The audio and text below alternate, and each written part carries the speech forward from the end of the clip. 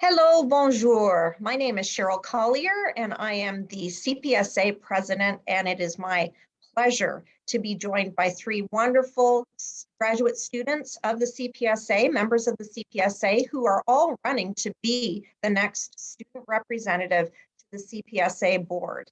And as such, this year, we thought it would be great to introduce you to each of them and to let you learn a little bit more about their what they would like to do if they are successful in coming onto the board, and just find out a little bit more about them beyond their bios that you will find on the CPSA website when you're looking at the candidates for the board this year. And I really encourage you to look at those as well. So I'm calling this the Meet the Student Representative to the CPSA Board Candidates Question and Answer. Really long, not catchy title, but hopefully it's something everybody can relate to, and hopefully you'll enjoy this session. I know I'm excited to meet our three candidates this year. So just so that you know, we'll be going in alphabetical order, and I'm going to be asking them a round of questions. And they've all been told what those questions are. At least I just told them about it about 5 minutes before we started recording today. So they will do their best to answer that. And again, this is just so that we can get to know everyone. So before I get to asking the questions, I wanted to really briefly introduce our three candidates today. So I'll start with our first candidate, who is Jean-Nicolas Bordelot. And Jean-Nicolas goes by Nick, which is good for me, because that way I won't get too tongue-tied referencing Nick. And Nick is a graduate student at the University of Montreal. We also have Caitlin Kowalchuk. Hopefully I'm pronouncing her name somewhat close to its correct pronunciation. And Caitlin is a graduate student at the University of British Columbia. And then last but not least, we have Julia Roberts, who is our graduate student candidate from Dalhousie University. And I want to, first of all, before we get into this question and answer, just thank all three of you for standing for election.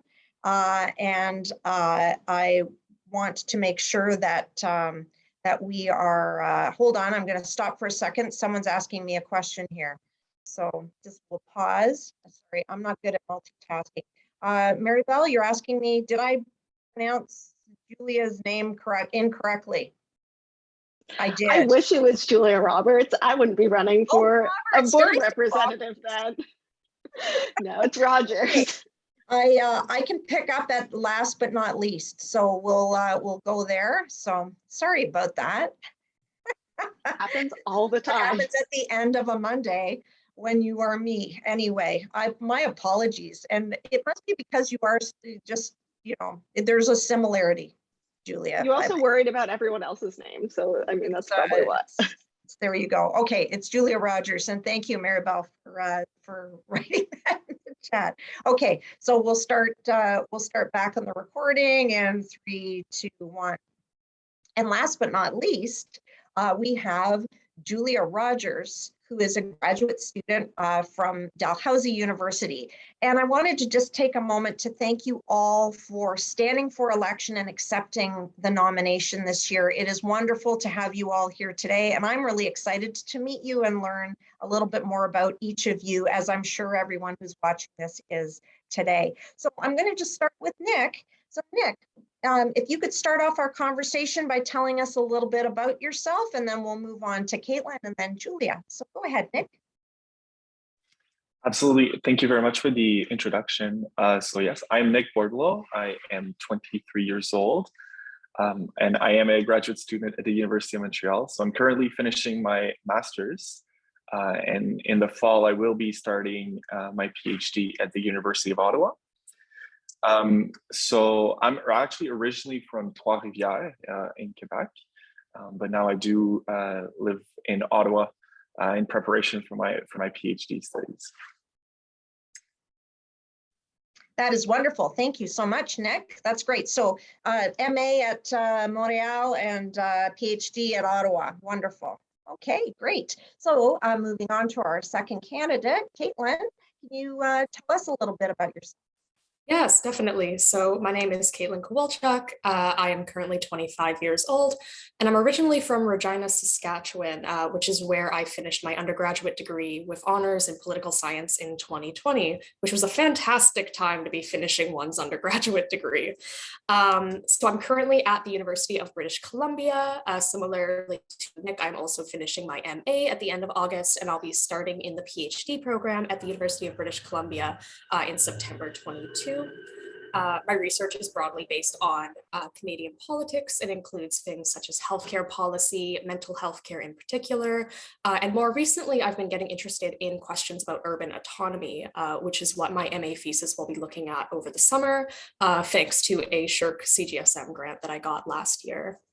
So that's a little bit about myself. I look forward to hearing about everyone else. Thank you so much, Caitlin. That's great. I appreciate that. So also moving on, MA to PhD, wonderful. Moving to our third candidate, Julia, can you tell us a little bit about yourself? Yeah, hi, my name is Julia Rogers. I did not know we'd be saying our age, but I'm 30 years old. I have my BA and MA from St. Mary's University in Halifax, and I'm doing my PhD at Dalhousie University in the Department of Political Science.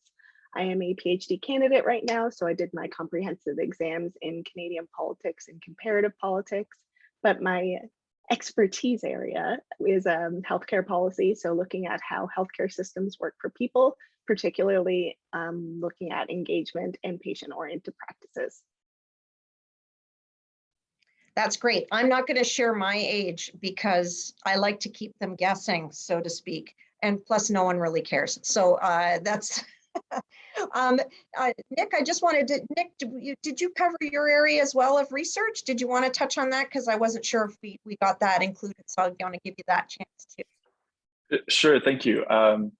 Yeah, I feel like that's all I keep, like everything I do is related to my research. So I kind of forgot to mention it, but yes, so I'm mostly into election research, public opinion, specifically when it comes to sort of democratic backsliding and the various threats to and the erosion of democratic and liberal attitudes in Canada, but also a bit in a comparative perspective around the world.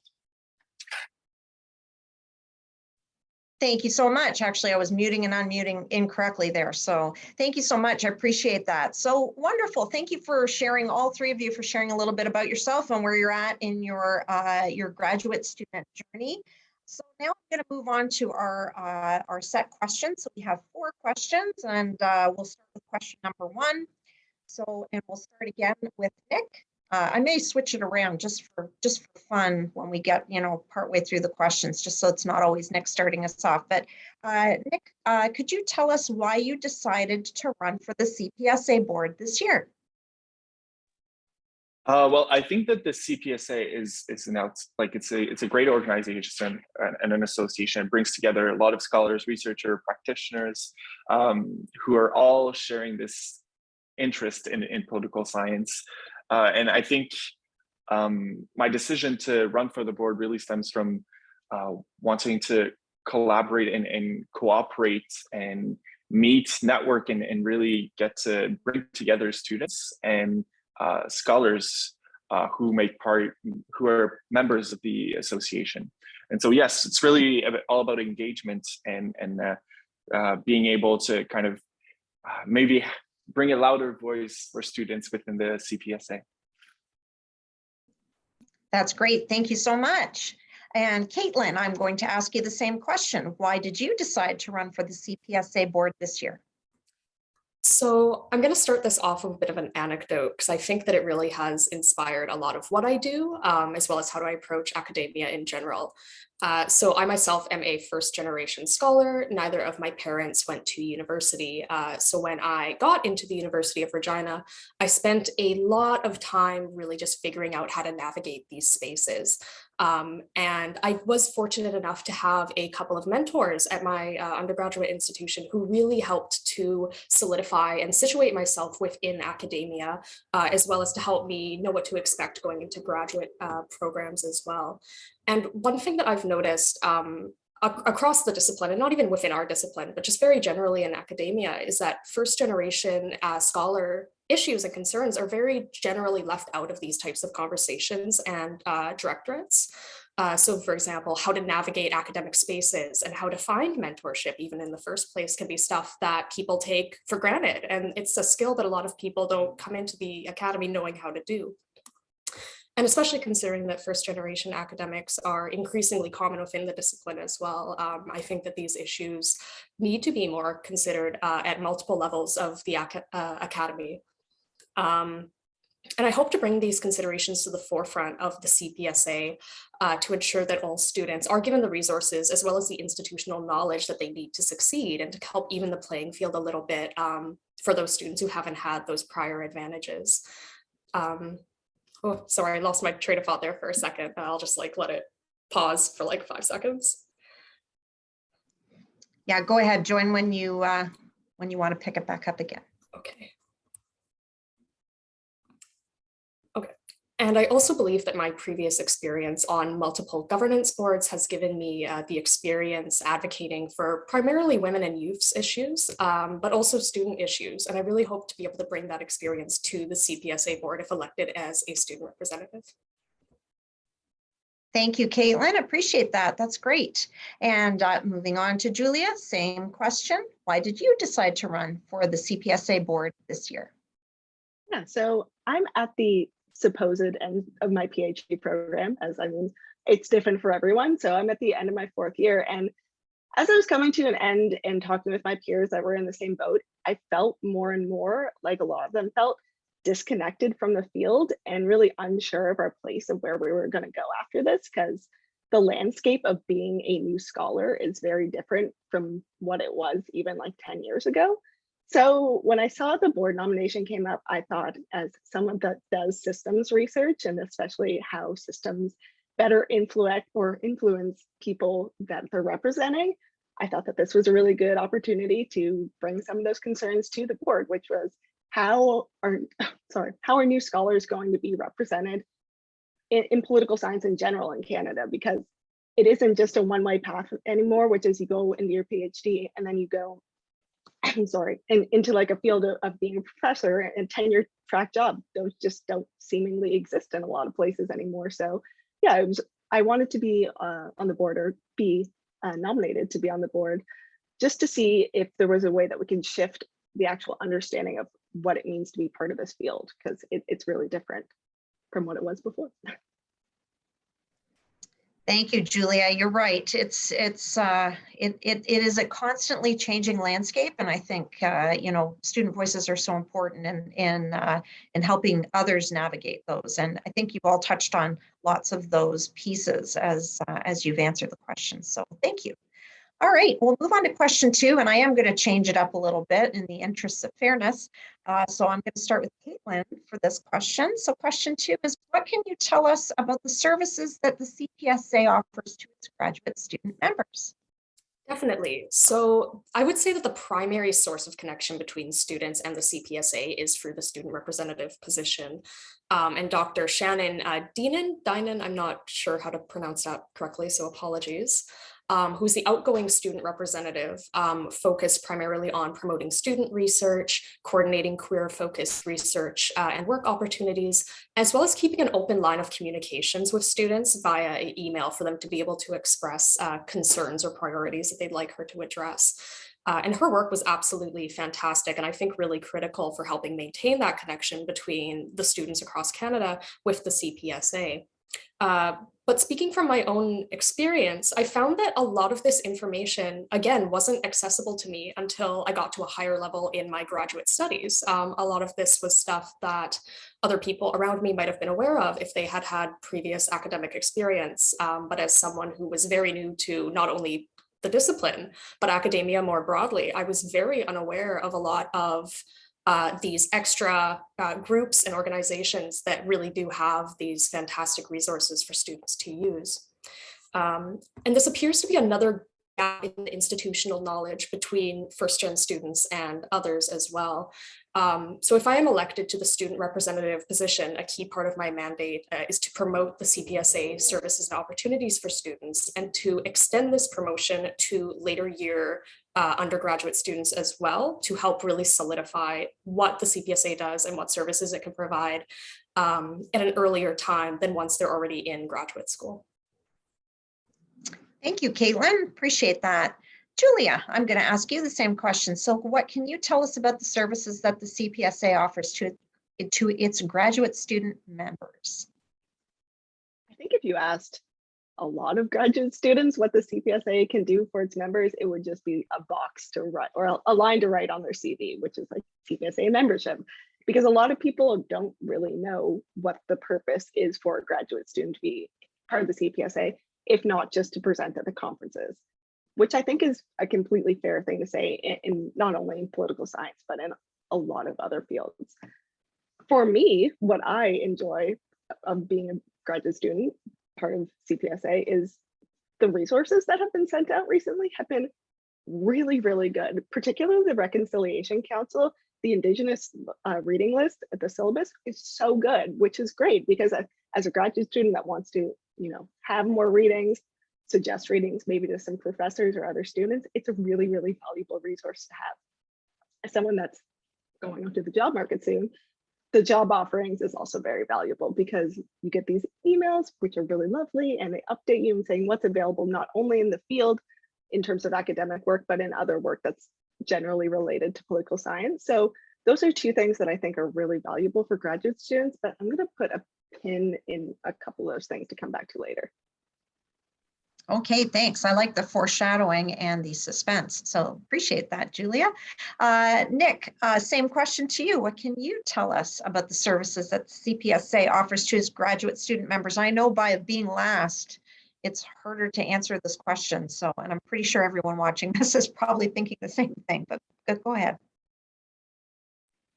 Yes, no, and I actually agree with a lot of what has been said before. I'm a first generation scholar as well. And for me, this whole university experience, I didn't have any, I couldn't go to my parents or go to any of my friends who were in the same age, because most of us were going through this experience like for the first time. And so it was really difficult to, know where to find those resources. And I was lucky to have a supervisor in my undergrad who was really active with CPSA.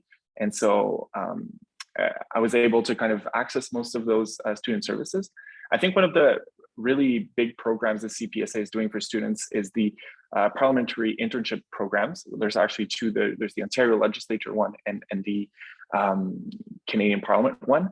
And I think those programs are great. And I think I would like to perhaps see them maybe take more amplitude in the future.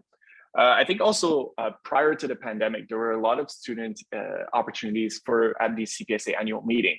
I know I personally attended a few years back, and there was a lot of opportunities exactly for students to meet other students from other universities, engage, share the research, and it was really, really interesting to get that student-on-student perspective. And also that student and being able to meet other scholars at the annual meeting as well. And another one of the kind of services that exist for students is, it's not specifically for students, but I think it's specifically helpful for students, is the Polcan 2 newsletter, which comes out. I think there's so many wonderful things in the newsletter that is directed for students, or even if it isn't directed for students, can be really helpful for them as well. We're talking about jobs and opportunities. I think that's a really important kind of aspect of the Polcan 2 newsletter. And yes, so it's like those are a lot of the services that I personally have engaged with in the past, and that I think should definitely keep going and even grow further in the future. That's great. Thanks, Nick. That's you did come up with new things, which I appreciated too. So yes, the OLIP and PIP programs are wonderful, and increasing the exposure to that, the opportunities for other people. I know that's something that we have discussed, so that's great as well. And yes, underscoring a lot of what Caitlin and Julia have also mentioned about the mentorship and other opportunities through the job ads, etc. on PolCan is great. So thank you. So question number 3, and I will start with Julia for this one.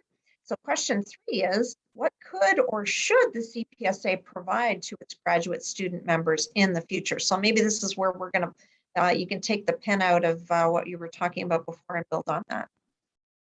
Yeah, for sure. So I started my PhD program in 2018, and that year was the first year that I applied to go to a CPSA conference, and it was in Vancouver, I think.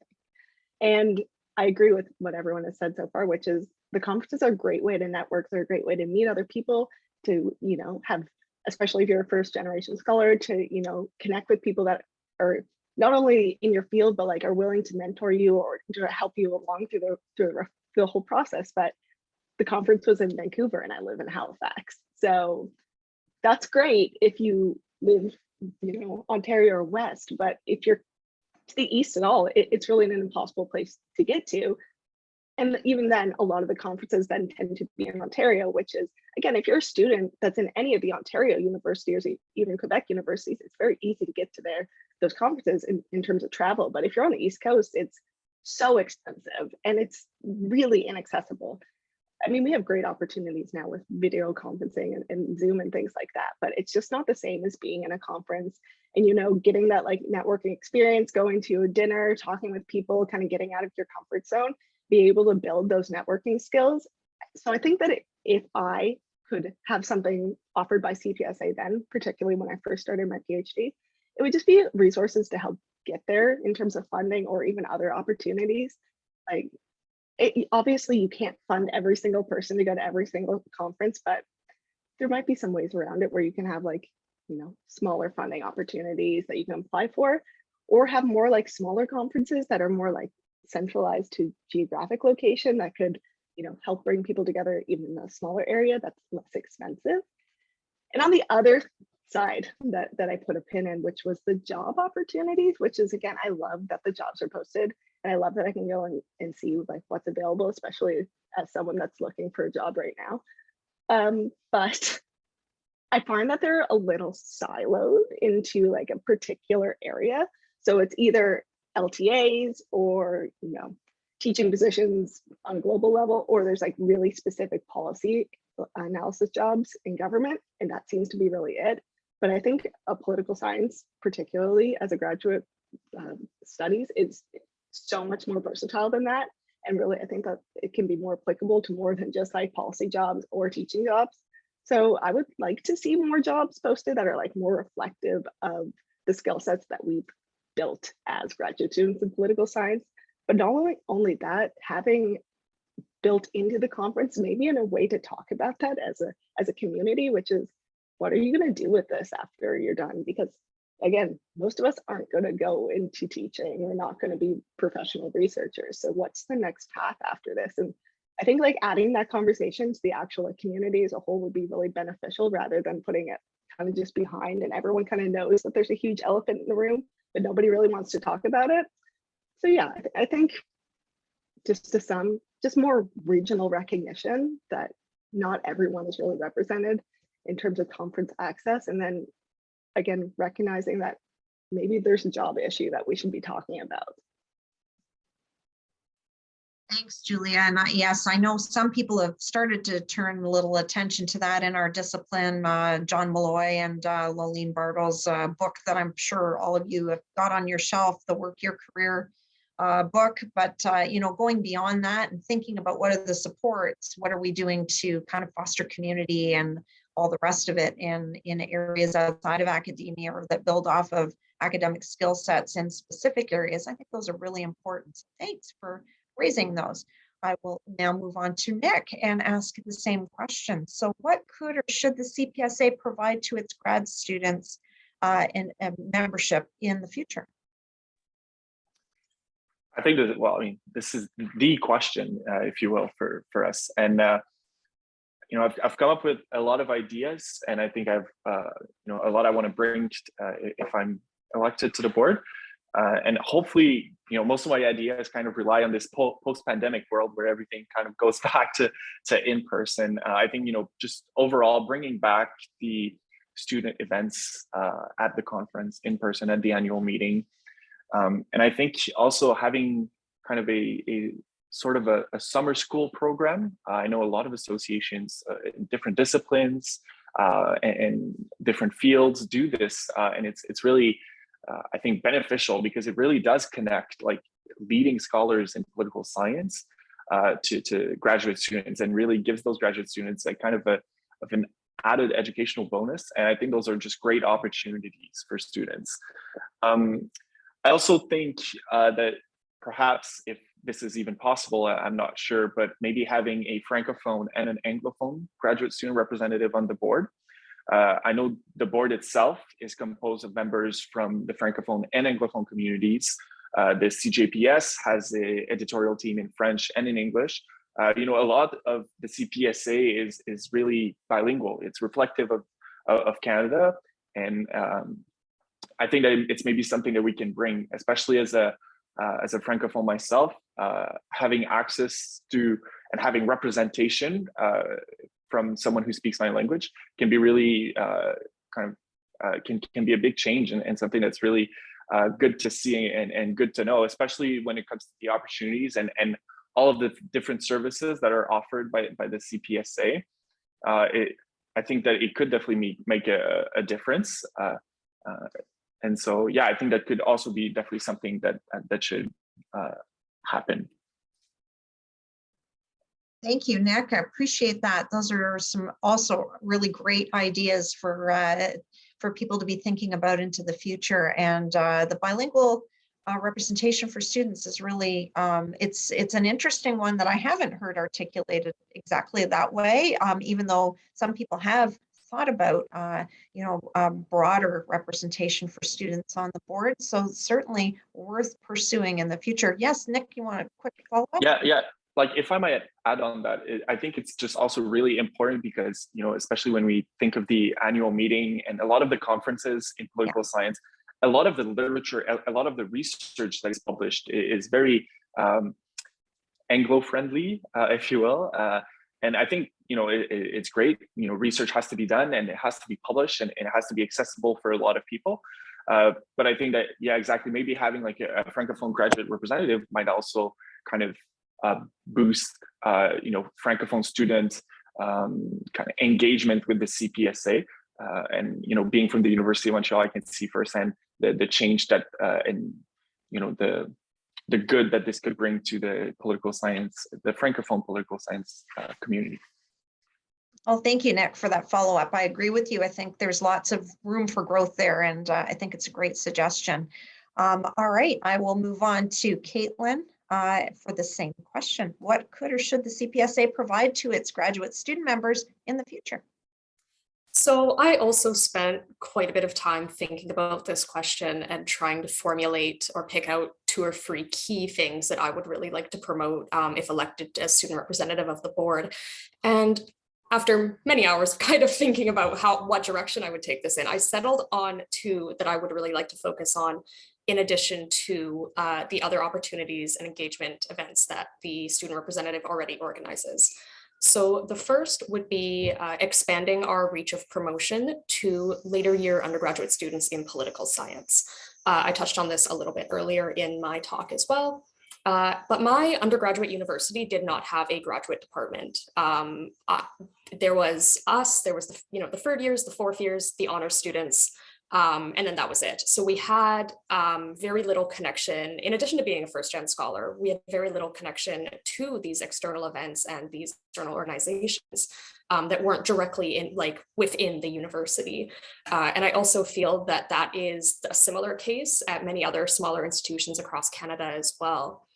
So to help bridge that gap further between first-gen scholars and others, I really would like to promote the CPSA's activities and the workshops and engagement activities it can offer starting earlier on. So rather than starting, getting onto the list once you're in your first year of your MA, maybe starting it once people hit their third or fourth years at undergraduate programs. My second key point would be to promote interdisciplinary research with other discipline-specific associations. So one thing that we've talked about already in our discussion here is finding mentorship, not even necessarily within your subdiscipline, but across subdisciplines. And I would like to take that a step further and say that we can also do that across disciplines. I'm currently living at a graduate college at UBC called Green College, where the entire mandate is interdisciplinary scholarship and friendship, which I think are two really lovely values that I try to emulate both within and externally from the academy. So I think that organizing more events, not just within the political science discipline, but also with others, such as economics, history, policy, medicine, would be incredibly beneficial. Even looking at my own personal research, it's very historical. I do a lot of archival work. It touches on medical history in particular, and still couched within this electoral framework of looking at, how do these policies develop within the Canadian context specifically, also taking into account the historical context and looking at global events and other things that can shape these policies. And I'm thinking there's no way that I'm the only one that would benefit from these types of connections, right? And I really would like to be able to expand that interdisciplinarity during my time as student rep.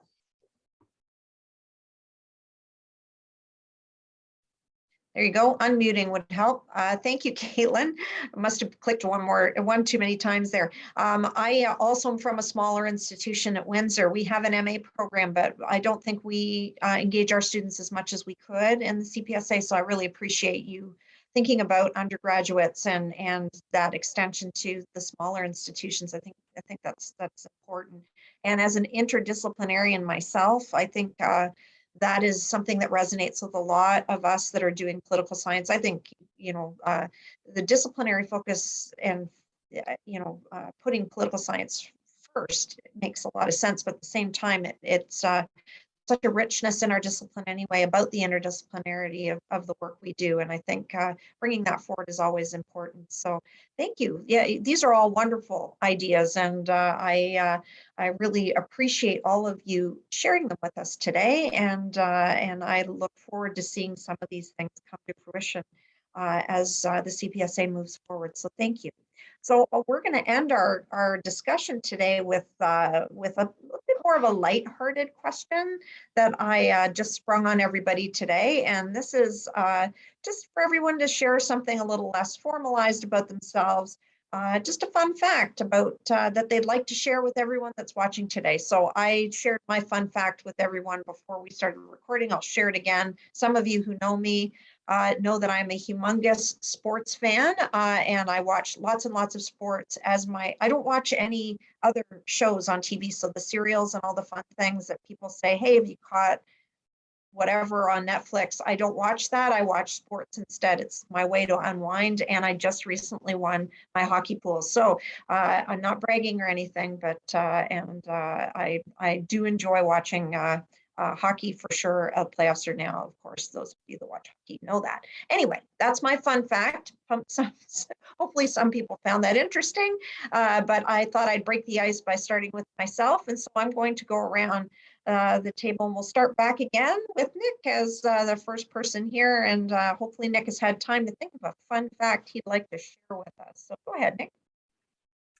Yeah, actually, it's something that really few people know about, but I think it's a pretty fun fact. So I'm actually a skydiver, so I jump out of planes. I started maybe like 4 years ago, so I just jump out of planes. So it's just really fun. That's awesome. That is certainly would qualify in my book as a fun fact. So thanks for sharing that one, Nick.